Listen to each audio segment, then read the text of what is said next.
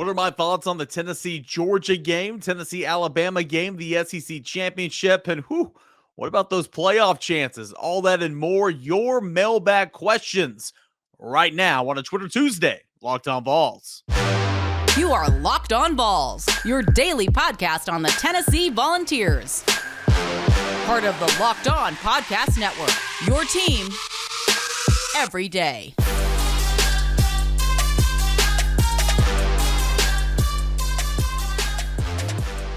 What is up, everybody? Welcome into it. This is your Tuesday, Locked On Vols. Locked On Vols, your go-to Tennessee Volunteers podcast each and every day, a part of the Locked On Podcast Network, your team every single day. And today's episode of Locked On Vols is sponsored by SimpliSafe Home Security.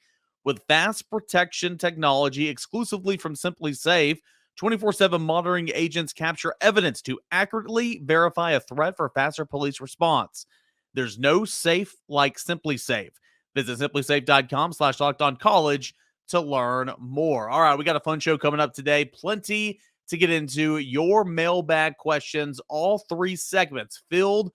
We're filled to the brim here on Locked On Vols, and let's go ahead and get into it. We'll start with Josh. Josh chimes in on the YouTube channel, and Josh wants to know if I can find it real quick. We all want to go undefeated, a playoff trip, national championship seasons. Realistically, Tennessee has some work to do. Looking at the roster as it's built today, do you think it's a team that shares more similarities with Georgia under Smart in his second year, Ole Miss under Kiffin in his second year, or Pittman in his second season at Arkansas? Love the content as always. Josh, I appreciate it. The second season for Kiffin, correct me if I'm wrong, was that not last year with Ole Miss in the 10-win season, or was that year number one? It all kind of gets confusing there towards the end, but I'll go away from LSU because in year two, Ole Miss, won 10 games. And I guess that's kind of that's kind of realistic because Tennessee, of course, is 4-0 right now. And the only, in my words, not yours, but the only, penciled in losses would be Georgia and Alabama. So I guess that's a decent comparison. Arkansas in year number two was a top 10 team. It went up there, but then, much like this year, kind of came crashing back down to reality. I guess I would kind of go more towards Ole Miss, to be completely honest with you. I was going to go more towards Arkansas, but I think Ole Miss makes more. I think Ole Miss makes a whole lot more sense. You get a quarterback that can get it downfield and is accurate. You get a quarterback that's athletic. You run this tempo. Obviously, there's the obvious connection there.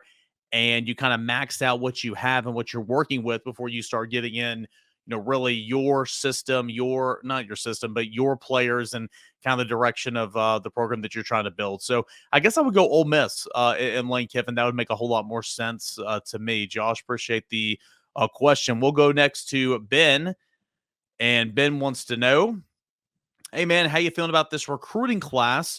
On D, it's looking really good. I like the way our program is going. It all seems to be right. By the way, seeing you at my hometown calling the Campbell County game.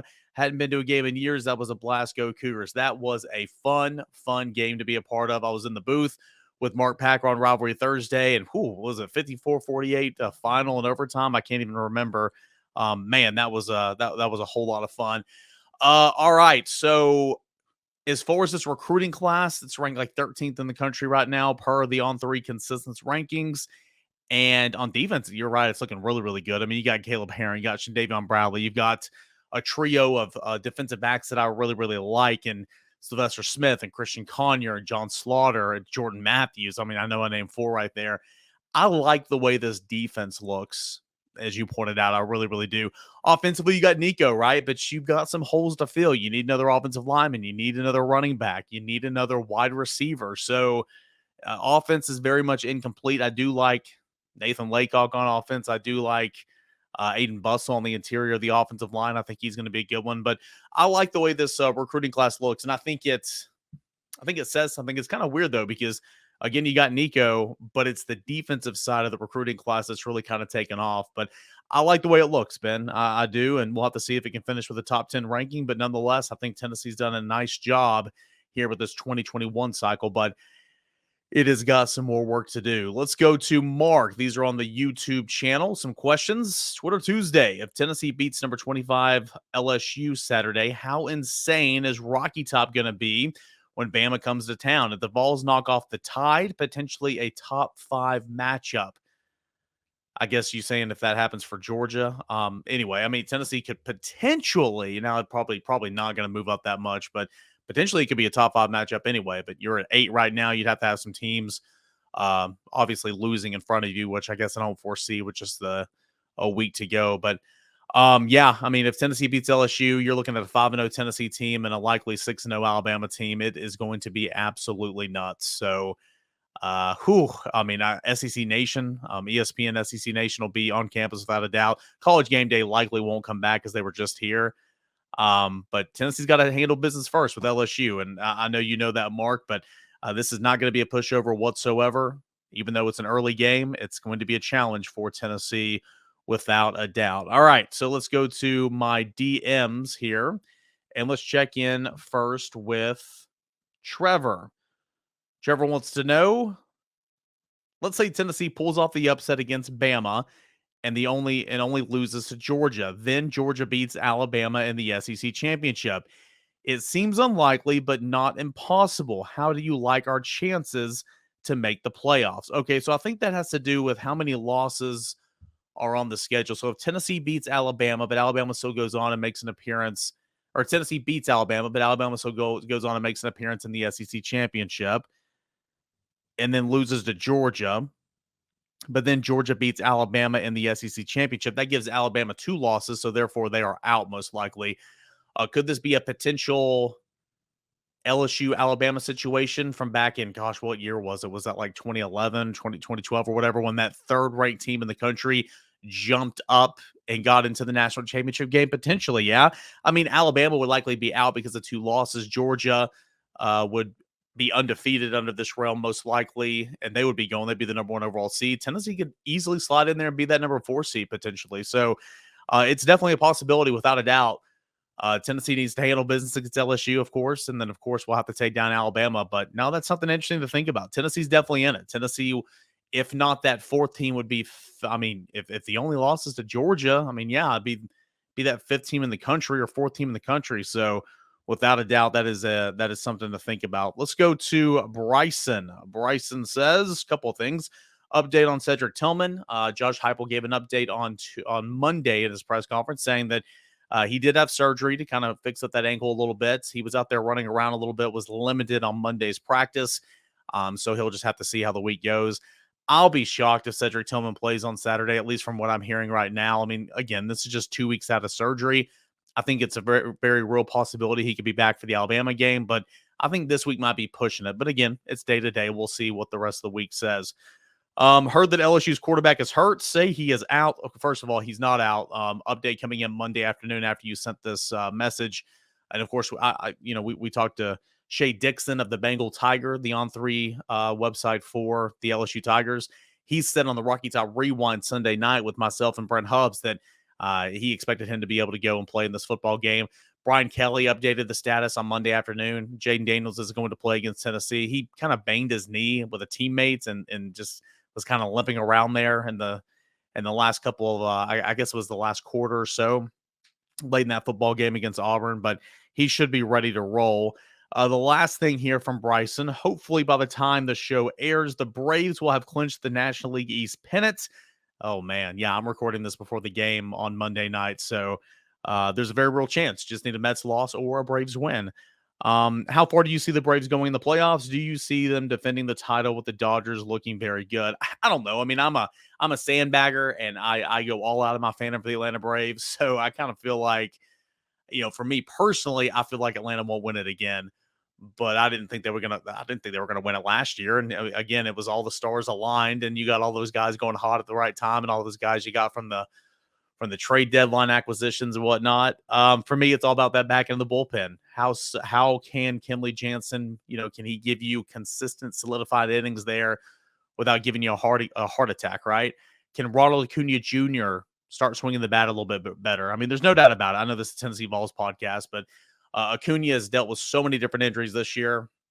He is I'm giving him a pass for this year. I am, just because simply he's having to deal with so many injuries and playing the outfield. But if Tennessee, if the Atlanta Braves are going to defend that title, then he will have to play like the superstar that he is. So back into the bullpen and Ronald Acuna Jr. I know I like Atlanta's lineup everywhere else, but got to see what Acuna Jr. can do.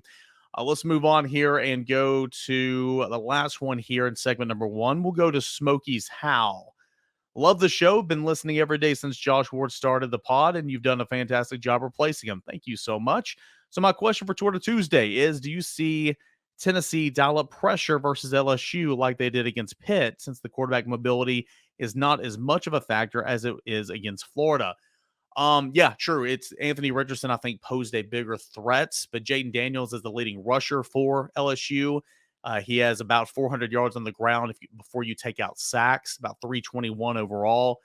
He's averaging, I want to say, close to 6 yards per carry. He's got 3 touchdowns on the ground. He will run it, against Tennessee. But I just feel like you've got to do what you do best. And for Tennessee, that is get after the quarterback, send some pressure. So you might get burned a little bit in the back end, potentially, but that's what I would do. I would get back to the game plan against Pittsburgh, and I would play very, very aggressive. We got plenty more questions coming your way next when we return right here on Locked On Vols. But first, let's talk about that presenting sponsor of today's show. The numbers don't lie. In the last decade, over 4 million people have chosen SimpliSafe home security to protect their home. You don't earn the trust of that many people without doing something right. At SimpliSafe, your safety is the only thing that matters. I know, because I use SimpliSafe in my home. They protect you with the cutting-edge security technology powered by 24/7 professional monitoring agents who always have your back. Here's why I love it. That 24/7 professional moderation, SimpliSafe's agents call you for the moment a threat is detected and dispatch police or first responders in an emergency, even if you're not home or can't be reached. SimpliSafe blankets your home in protection with advanced sensors for every single room, window, and door. HD security cameras for inside and outside of your home. Smarter ways to detect motion that only alert you when a threat is real. Even hazardous sensors that instantly detect fires, floods, and other threats to your home. Again, that's why I love SimpliSafe. Our monitoring experts use advanced response technology to visually confirm when a break-in is real, so you can get the highest priority police dispatch. Customize the perfect system for your home in just a few minutes. That's at simplisafe.com/lockedoncollege. Save 20% on your SimpliSafe security system when you sign up for an interactive monitoring plan and get your first month for free. Visit simplisafe.com/lockedoncollege to learn more. There's no safe like SimpliSafe. We welcome you back in here to a Tuesday edition of Locked On Vols. Plenty of your mailbag questions to continue to get in here. Really do appreciate you guys for tweeting me at _Caner, for finding me on Twitter at Locked On Vols as well. So I had an email this week. I had to ask the person, where'd you find my email? Because I didn't know it was out there. But anyway, if you have my email, send me an email. I don't care. That's completely fine. Found them on Facebook, on Twitter, on the YouTube pages. Guys, really, really do appreciate it every single Tuesday when you take over the show for Mailbag Edition. A couple more things here before we get into the mailbag again. I mentioned the update from Josh Heupel and Cedric Tillman about how he's been limited to practice on Monday. I'll have to see how it goes as the week goes on. I think it'd be a stretch for him to get back, but again, we will see. Josh Heupel did say that cornerback Warren Burrell has had surgery and he will miss the remainder of the season. They're saying it is an upper body injury. I've heard it's a shoulder. So that's unfortunate for Warren Burrell because Tennessee's secondary is already not very good. Quarterback D. Williams, a cornerback, has not played so far this season. He's been recovering from an upper body injury as well. Josh Heupel said he expects him to be able to go in this one. So again, we don't know what he looks like, but again, another body that's available that is good. He was raising some eyebrows in fall camp, had a good offseason. So we'll see if the junior college defensive back can play. That would be D. Williams.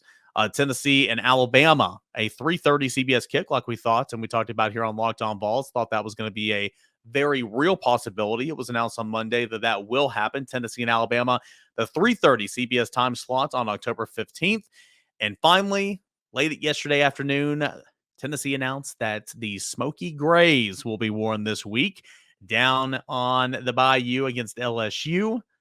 Interesting. Of course, LSU, the white homes for SEC home games. That allows Tennessee to wear a darker color. Tennessee will go alternate with the smoky grays against LSU this week. So, I know a lot of you guys are big fans of that. All right, let's get back into it. Locked On Vols Twitter Tuesday, your mailbag edition. And we will go to Austin. If I can find Austin, we will go to Austin. Okay, we're going to look at my bookmarks here. There we go. There's Austin. The Cajuns don't wake up till afternoon anyway, so I'm not too nervous about the game. That may change later in the week or on my drive down there.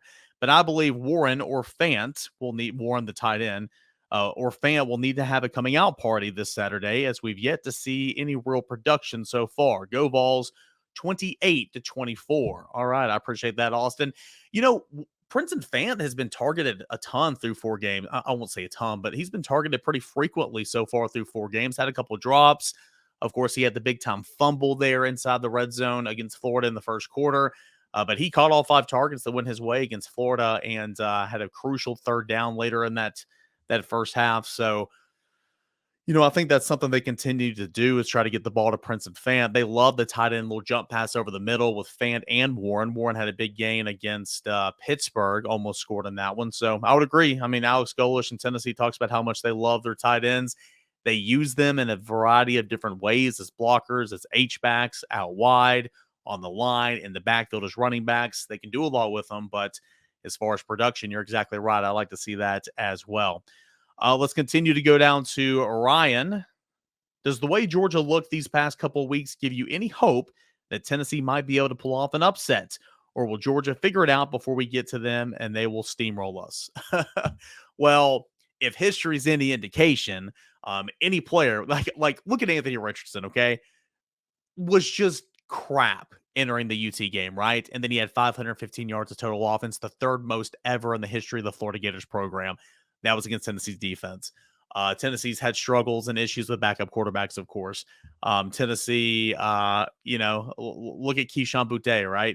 And I know there'll be a question about this later in the show, but he was a preseason All-American. So far, he's got 97 yards in 4 games. I mean, it's like, what are you doing here? So if there's any chance for anyone to break out, history tells us it's been against Tennessee's defense. Hopefully that's not the case this week, but it just kind of is what it is. As far as Georgia's good. They're experienced. They've got players. Brent Hubb said this on the VolQuest podcast today, actually, when we were recording it. Credit Nick Saban. Alabama's so good because he gets them motivated every single day, every single year coming off a national championship. Georgia's trying to figure that out right now with Kirby Smart. And, how do you go out there and get jacked up to play Kent State? How do you go out there to get jacked up and play at Missouri, right? And almost lost that game against Missouri. To answer your question, I think Georgia will be fine. I think Georgia's got too much talent. They'll figure it out. That does not mean Tennessee can't win that football game. I mean, of course there's hope there. Whenever you have this offense and this quarterback, you have a chance to win every single football game. I think Georgia will be fine. I think they'll respond and they're going to be, what we thought they were going to be. But I think Tennessee will have a chance to win the game. That's just point blank because you have an offense and you have a quarterback. Let's go next to Hunter. What do you expect our secondary to look like this weekend? And are you nervous about what might happen? Tennessee's secondary is not great. I don't think there's going to be any new, outside of maybe D. Williams, who will make a season debut potentially.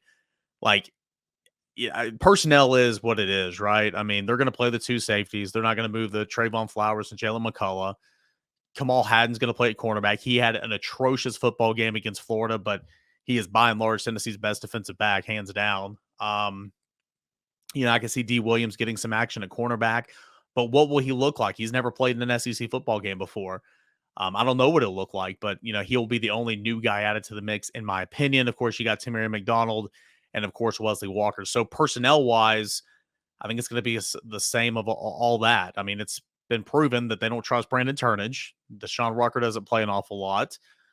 None of those young safeties and Turrentine or anybody else. Wesley Walker's not played safety at all. So personnel-wise, I think it's going to be about the same. Now, do I think Tennessee will struggle as much as they did in the secondary against Florida? No, I do not, because I think you mix up the game plans a little bit, you play more aggressive, and you have more chances to get some takeaways. And also, I don't think this is a good secondary, but also don't think that they're as bad as they were against Florida. So we will have to see. Let's go to Ben.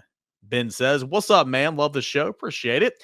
Mailbag question: if you could name one player on offense and one player on defense who has exceeded your expectations after 4 games, who would it be? Um, I thought Brew would be about where he is. I thought Jalen Hyatt would rebound. Of course, I knew Tillman would be good. Knew Hooker would be good. I mean, the run game's been okay. I would say on offense, Ramel Keaton, low hanging fruit, but he's not just in the Florida game, but he's stepped up and provided for Tennessee when they've needed him against, they didn't need him, but when he had opportunities against Ball State, against Akron, some of those games. Either Ramel Keaton or Gerald Mincey on offense, because Gerald Mincey had a bad game against Florida, but he's been the best pass protector for Tennessee so far this year. I'll go with those two on offense. I know you asked for one, but I'll go for those two.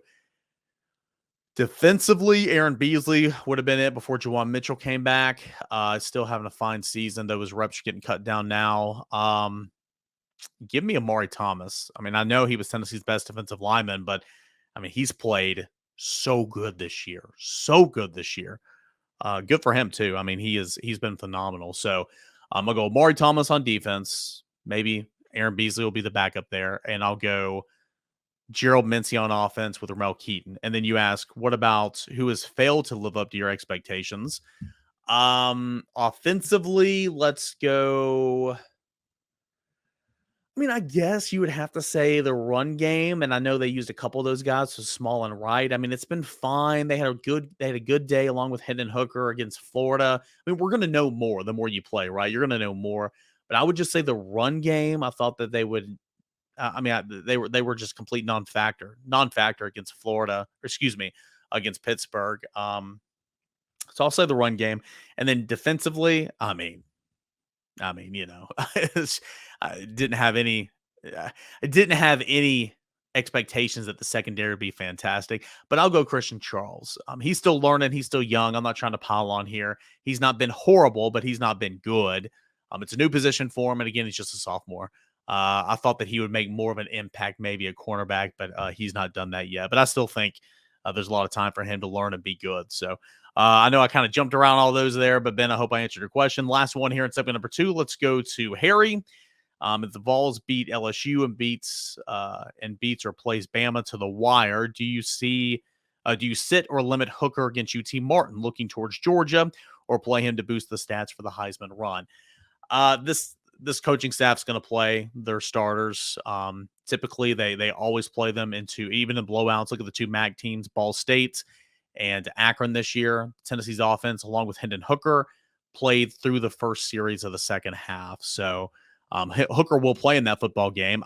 When you're up by 7 touchdowns in the second quarter, I'd get his ass out of there. That's just me. Sorry for the language, but I'd get him out of there. But they will likely play him until the first drive of the third quarter at least. So that's kind of my expectation. All right, one more segment left. Got plenty more of your questions to get into. Can't thank you guys enough for making Twitter Tuesday a success right here on Locked On Balls. But have you tried the Built Bar Puffs? If you haven't yet, you're truly depriving yourself of one of life's greatest joys. No hyperbole. And guess what? There's a new flavor. Ready, set, go. Delicious, indulgent cookie dough. Covered in chocolate. That's right. Built has done it yet again. Let me introduce you to the new favorites. Cookie dough chunk puffs have a light and chewy texture, real cookie dough chunks, and of course, they're covered in 100% real chocolate. All the joys of eating cookie dough without the hassle of making it. Plus, it's healthy for you. Cookie dough chunk puffs, 160 calories, a whopping 15 grams of protein in them. Run to Built.com to snag a box for you and the family. It'll be the perfect treat. Or you can find a really good hiding place, maybe just kind of hoard them for yourself. Like all the Built Bars, the new cookie dough chunk puff is covered in 100% real chocolate. That means you're eating healthy and tasty. Chocolate covered cookie dough with a light, fluffy texture. So good. What's great about Built is that all the bars are made with protein, which your body absorbs more efficiently and provides tons of health benefits. Eat something that tastes good and is good for you. You're going to love the new cookie dough chunk puff. Whether you need a snack for your workout, a late night treat, or just need to grab something on the go. Built is the perfect protein bar, and they taste better than a candy bar. Ditch the calories, fat, and sugar. Grab yourself a Built bar. Go to Built.com, use that promo code LOCK15 to get 15% off your order. Use promo code LOCK15 for 15% off. That's all at built.com. All right, boys and girls, we got one more segment left of this mailbag edition of Twitter Tuesdays, Locked On Vols. I'm your host, Eric Kane. Thanks so much for hanging out with me and supporting the show. Tennessee and LSU, noon Eastern this Saturday, 11 a.m. local time, and looking to see if Tennessee can be 5-0 coming out of the weekend. Let's go back to the DMs. This is the Locked On Vols DMs. If you're not following Locked On Vols, please go ahead and give that a follow on Twitter. Alex chimes in. Is there anything that LSU's defense does well that you think could possibly stall out Tennessee's offense, kind of like what Pitt was able to do in the second half of that football game? Yeah, hey, again, they played New Mexico State. They played Southern. Those were 38-0, 65-17 wins. Defenses look good, though. I mean, of course, 24-23 loss to Florida State, 31-16 win against Mississippi State. Auburn 21-17 win over the Tigers. In both of those SEC football games, they fell behind 13-0 and 17-0. And then the defense just said, all right, enough's enough. And that's what we're going to roll with here. And they just, clamped down and gave their offense a chance to go win the football game. This defense, it averages 14.8 points per game. Again, 2 blowouts in there. Stats are a bit skewed. It's decent against the run, really good against the pass. But what they do well is they force turnovers. They have 4 interceptions on the season. They have forced 8 fumbles, 12 takeaways so far this season. One of the best in the country. It starts up front. I'll give you more of a scout on LSU later in the week in terms of the numbers, but it all starts up front with B.J. Ojulari. You guys hear that name? Well, he was one time a Tennessee football commit. Starts up front with him on the defensive end. In the middle, former 5-star linebacker Harold Perkins is starting to come into his own a little bit, and tons of transfers in the secondary. Again, I'll tell you more about LSU as the week goes on, but LSU, a lot of takeaways, whole lot of takeaways, and that's how I would kind of answer that question. Let's go to my email address, where Sam found my email address. Chimes in, Sam from Orlando. First and foremost, thoughts and prayers for everybody in Florida and for those in Orlando and surrounding areas. And of course, I know Orlando wasn't hit hard, but still whole lot of stuff going on because of Ian over the last week. So prayers to you and your family and everybody involved, everybody in Florida. Assuming LSU's offensive line is weaker than Florida's, which I believe it to be. I do as well. We were able to get 9 hits on Richardson in the second half. Is UT's best course of action to attack a slightly injured Daniels and press on the wide receivers with quarterback that went 8 for 20 against Auburn last week?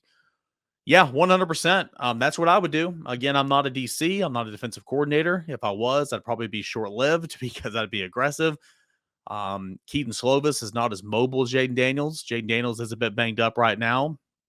I understand you can't just rush like crazy and stunt for the second and third levels like he did against Slovis against a mobile quarterback, because you'll get burned a lot of the times. But I think sometimes you're just going to get burned. You got to take it for what it is.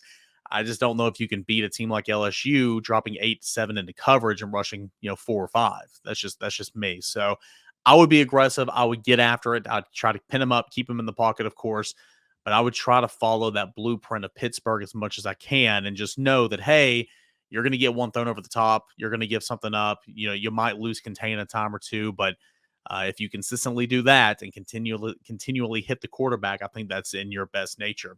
Also from Sam, just one more. Do you still believe Boutte is one of the best wide receivers in the SEC, having gained less than 100 receiving yards total in 5 games? I absolutely do. And this is one of the biggest questions I have about LSU, man. It's like, what's going on? Shay Dixon on the Rocky Top Rewind said to Brent Hubbs and I on Sunday night that against Auburn, he had, 2 targets, 1 reception, 4 yards. Like what in the world, man? Like, that is your go-to guy. Figure it out.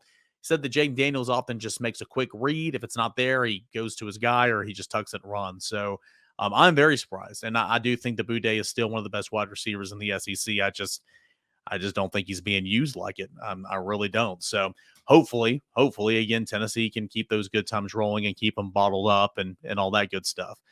All right, let's go to the Facebook page and got a couple of questions here to end the show. We'll go to Brian first. Do you have any idea if there's an opportunity to watch the team enter Tiger Stadium Saturday morning in Baton Rouge, perhaps a mini ball walk situation? If so, would love to know where I can find the time and location to cheer on the team prior to the game. Thank you. Yeah, Tennessee typically does kind of a mini ball walk every time they're on the road. I want to say Tennessee tweets that out sometime Saturday morning. I'll keep my eyes peeled. Give me a follow on Twitter @_Kaner and at Locked On Vols. If I see something like that, if I hear something, I'll be sure to tweet it out. But typically, Brian, they do something like that. They do something like that typically, but it's also like in terms of getting the word out, often it's pretty last minute. Let's go down to Matthew. Second to last question here. With the way that Heupel has turned Tennessee around so fast, do you think that other teams will come for Heupel and his great offense? Do you think Tennessee would pay to keep him, or would he leave? Coaches always say that they love it, they're never going to leave, yada yada. I truly do think Heupel is happy here. Of course, I mean, if he continues to have success at Tennessee, then there are going to be some teams that are going through coaching turnovers and all that will be interested in his offense and interested in what he's doing. But again, keep in mind too, I mean, you're coaching in the SEC, all right? At a historically a great program. You have all the resources readily available to go win now. So like you got to take those into consideration. Like at UCF, he could have stayed there, won 10, 11 games every single year, and they would have built a statue for him. But he wanted to go up and take on a job of rebuilding a team in the SEC. So, I mean, it had to be a dang good job. It had to be a really, really good job. Of course, I'm sure he would entertain it. Money talks. But Tennessee would, if he's winning, Tennessee would, also probably try to meet him in the middle and say, yo, we'll give you a raise if you stay. And so teams coming after him, I bet the more success he has. But will he leave on just impulse? I doubt that. Last one, we'll go to Eric. Eric says, does Bison Lang project as a tackle or an interior offensive lineman? Bison Lang, who had an official visit to Tennessee for the Florida weekend 2023, listed as an offensive tackle. I think he projects more as an interior offensive lineman like a guard. But I think the coaching staff, not just Tennessee's, but a lot of people are still trying to figure out where he might fit. I think he looks like a guard. I think he plays like a guard, but I do think he could do tackle. So, we'll see. We'll see. Tennessee's very interested in him and, of course, need to sign another offensive lineman. All right, that will do it for this edition of Twitter Tuesday, your mailbag show every single Tuesday right here on Locked On Vols. Guys, can't thank you enough. Guys and gals, appreciate you for listening, for chiming in, and for supporting the show. If you haven't already, please subscribe on the YouTube channel. We're almost to 4,000. The goal is to 5,000 by the end of the football season, but 4,000 by the time Tennessee kicks off against LSU. We are oh so very close, so please subscribe and support the show there. And as always, you can find it completely free anywhere you get your podcast. Just search Locked On Vols. Give Locked On SEC your second listen of the day now that we're done here with Locked On Vols. But as always, Locked On Vols is your first listen each and every day. Same time, same place. We'll do it again tomorrow. This is Locked On Vols.